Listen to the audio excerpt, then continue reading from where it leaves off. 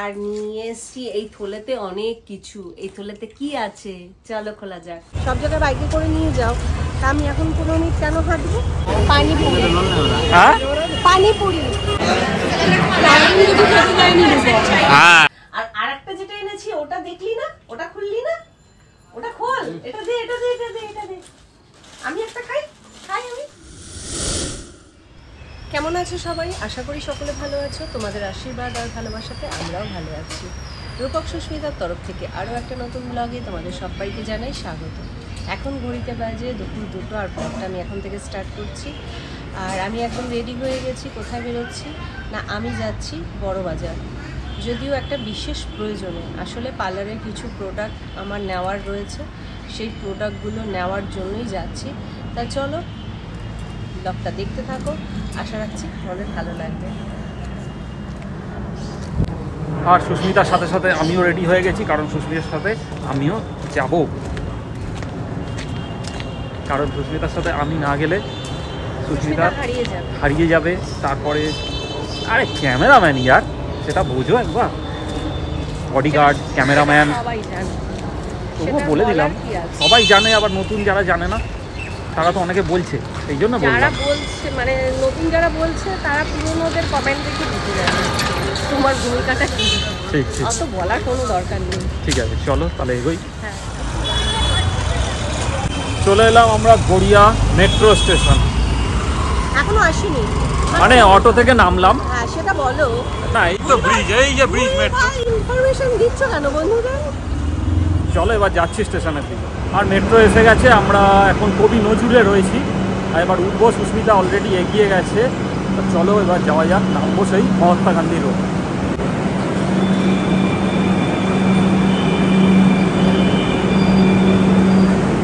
চলে এলাম আমরা এমজি রোড। মেট্রো থেকে নেমে গেছি, এবার যাব সামনে বাসে করে। সামান্য 5-7 মিনিটের রাস্তা হেঁটেই যাওয়া যেত, কিন্তু সুস্মিতা হাঁটবে না, সেই জন্য বাসে করেই চলে যাবো। 5-7 মিনিট বলো, কিন্তু হাঁটতে হাঁটতে 15 মিনিট লেগে যায়। না কত লাগে, মিথ্যে কথা বলে বন্ধুরা, ভালো লাগে না এত হাঁটতে। চলো, অভ্যাস নেই, কি হবে? সব জায়গায় বাইকে করে নিয়ে যাও, তা আমি এখন 15 মিনিট কেন হাঁটবো? ঠিক কথা, ঠিক কথা। তাহলে শীতের বিকেলটা ভালোই লাগছে বেশ। না হেঁটে না, বাসেই যাবো। দাঁড়িয়ে আছো বলো তো? যাই না, এতবার এসছো ভুলে যাও। Central Avenue.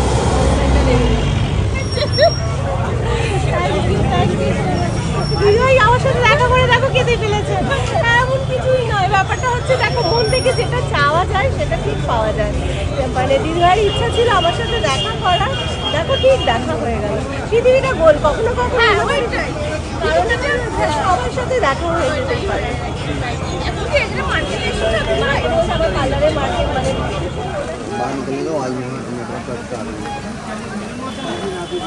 आवाज कट रहा, 2 मिनट रुक जाओ। हाँ হলো নেওয়া। চলো, যেটা চাইলাম মানে যার জন্য এখান থেকে নেবে না গুপ্তা থেকে নেবে? গুপ্তা থেকে নিয়ে। হ্যাঁ, মেট্রোর ওখান থেকেই। পানিপুরি, হ্যাঁ পানিপুরি খেয়ে নাও। সমস্ত কেনাকাটা করে চলে এসেছি তো সেই এমজি রোড মেট্রোর সামনে। আর মেট্রোর ঠিক উল্টো দিকেই আছে গুপ্তা ব্রাদার্স। সুস্মিতা বললো যে এখান থেকে যাচ্ছি, আর একটু লাড্ডু নেবো না ছেলের জন্য, কারণ ছেলে লাড্ডু খেতে খুব ভালোবাসে। একদমই তাই, বাড়িতে ছেলেকে রেখে এসেছি সেই ছোটবেলার মতন। কিছু হাতে করে নিয়ে যাবে না, এটা তো হতেই পারে না। চলো ভেতরে যাই। চলো, দেখো কোনটা নেবে, অনেক রকম লাড্ডু আছে।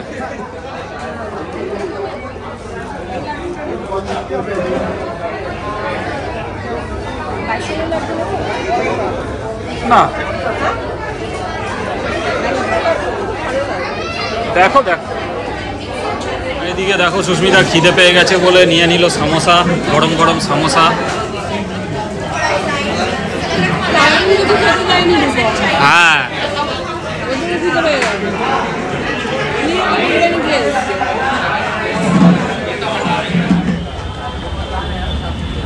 হলো, চলো।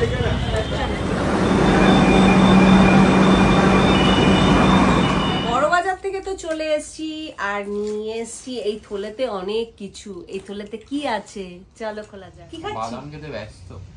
আর তার আগে কি খেলি? চপ। চপ। কি chop? Chicken chop. Chicken chop, তারপর ভেজিটেবল চপ। তা যাই হোক কি কি আনলাম তোমাদের দেখাই। একটা স্প্রে বটল, এটা চেক করে দিয়েছে দেখবে, দেখো। আচ্ছা বাবা ডাবল প্যাকেজিং কি আছে? ও একটা ক্লিনজার 750, একটা 750 টোনার,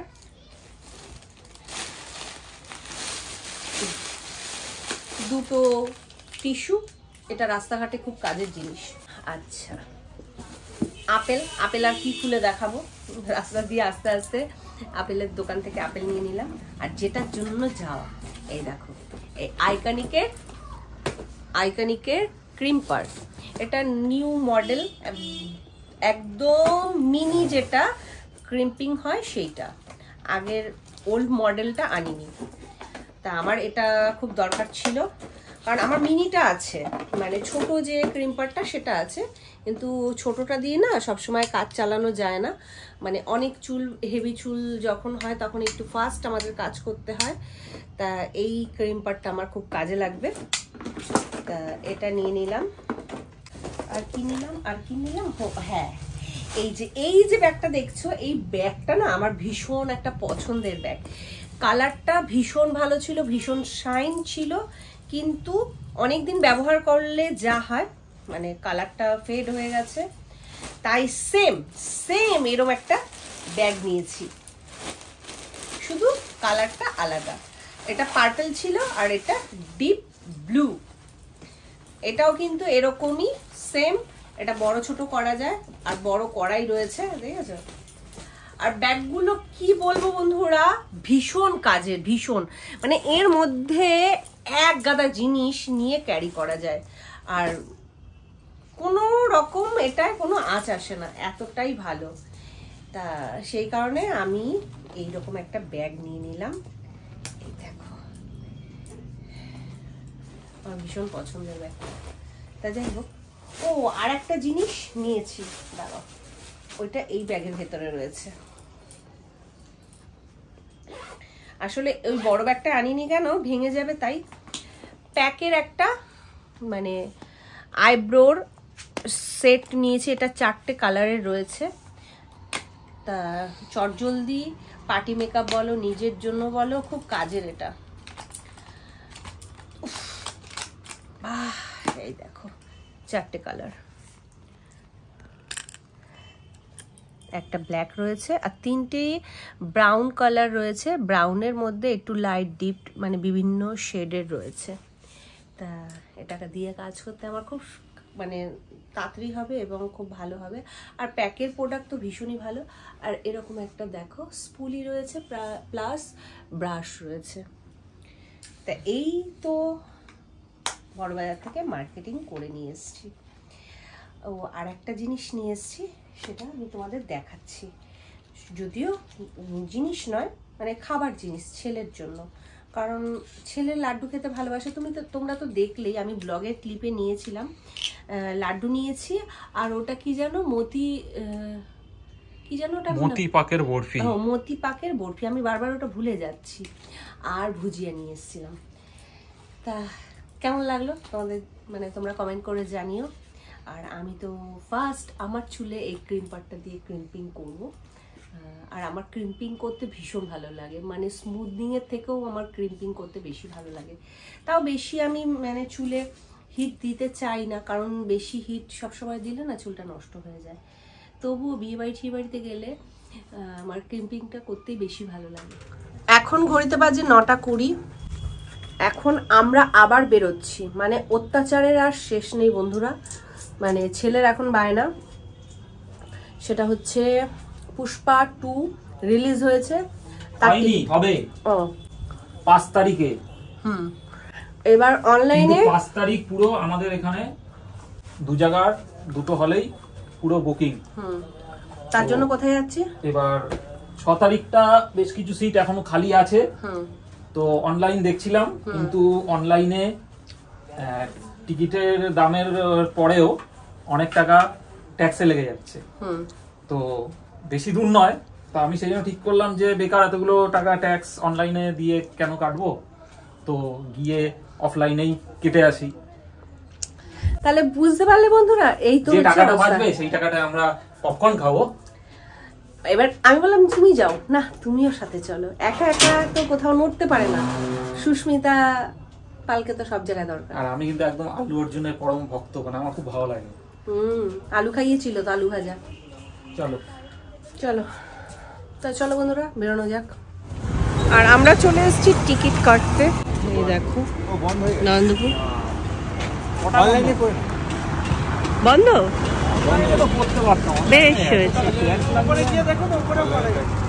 এখন ঘড়িতে বাজে 11:15, আর গরমকাল হলে মনে হতো যে কতক্ষণে জামা কাপড়টা ছাড়বো, যেহেতু শীতকাল ফুল স্লিভ বেশ আরাম লাগছে। কিন্তু বন্ধুরা, তা আমরা টিকিট কাটতে গিয়েছিলাম, মানে সিনেমার টিকিট, পুষ্পা 2, সেই টিকিট পাইনি, কাউন্টার বন্ধ হয়ে গেছে। অনলাইনে কাটবো না, অনলাইনে বেশি চার্জেস লাগছিল বলে কাটবো না ভেবেছিলাম, কিন্তু সেই অনলাইনেই কাটতে হলো। বেকার বেকার এই ঠান্ডার মধ্যে আমাকে আর রূপককে বেরোতে হলো। রূপক একা গেলেই হতো, কিন্তু ওই যে লেজ, আমাকে লেজ লাগবে, লেজকে নিয়ে গিয়েছিল। তা যাই হোক, আমার তো ঘুরতে বেশ ভালো লাগে, বেশ মজা লাগে। ওখান থেকে আসার পর অনেকগুলো ভিডিও বানালাম, মানে যেহেতু একটু হালকা ফুলকা টাচ আপ রয়েছে, একটু ভালো ড্রেস পরা রয়েছে, তাই অনেক ভিডিও বানালাম।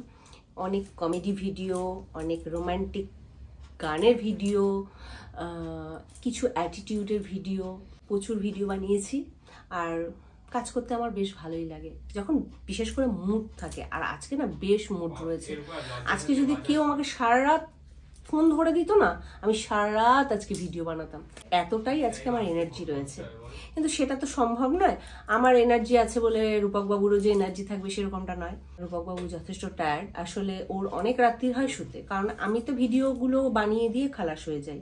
সেই ভিডিওগুলো টাইম টু টাইম পোস্ট করা, এডিট করা, সবটাই কিন্তু ও হ্যান্ডেল করে। ওর পরিশ্রমটা অনেকটাই বেশি। এখন আমি যে ভিডিওগুলো কমপ্লিট করেছি সেগুলো এডিট করে টাইম টু টাইম শিডিউল করা, টাইটেল দেওয়া, সব কিছু কিন্তু ওকে করতে হবে।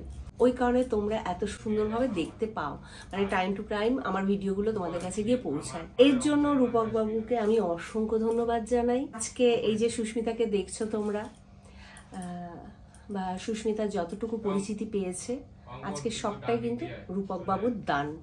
রূপক বাবু যদি আমার পাশে না থাকতো, তাহলে কিন্তু আজকে এই জায়গাটা কখনোই পেতাম না। আজকে ফেসবুকে আমি একটা ভিডিও পোস্ট করেছিলাম, সেখানে আমার এক বান্ধবী কমেন্ট করেছে যে রূপকদা যদি তোর পাশে না থাকতো তাহলে কিন্তু কখনোই তুই এই জায়গাটায় আসতে পারতিস না। রাগ করিস না, সত্যি কথাটা বললাম বলে। আমি তাকে একটা কথাই বলবো, এখানে রাগ করার কোনো বিষয় নয়। আর সুস্মিতা সবসময় সত্যি বলতে ভালোবাসে, সত্যি শুনতেও ভালোবাসে। যদিও আমার মানে আমি বলেই দিই, কমেন্টটা কে করেছিল, সোমা। সোমা, তোকে অসংখ্য ধন্যবাদ যে তুই বিষয়টা বুঝতে পেরেছিস। অনেকে তো বুঝতেই পারে না, বোঝার চেষ্টাই করে না। যাই হোক, অনেকদিন বাদে তোর কমেন্ট পেলাম, খুব ভালো লাগলো। তা কি বলবো, এরকম ভাবেই তোমরা পাশে থেকো। আর আমার পাশে তো রূপকবাবু সবসময় আছে, আর আমিও রূপকবাবুর পাশে আছি। আর আমাদের এই জড়ি যেন মানে চিরবন্ধনে বেঁধে থাকে, এই আশীর্বাদটুকু তোমরা করো। আজকের ব্লগটা এখানে শেষ করছি। দেখা হচ্ছে কালকে নতুন একটা ব্লগের সাথে। আর তোমাদের ভালো লাগলে একটা লাইক আর কমেন্ট করে দিয়ে যেও। টাটা, শুভরাত্রি।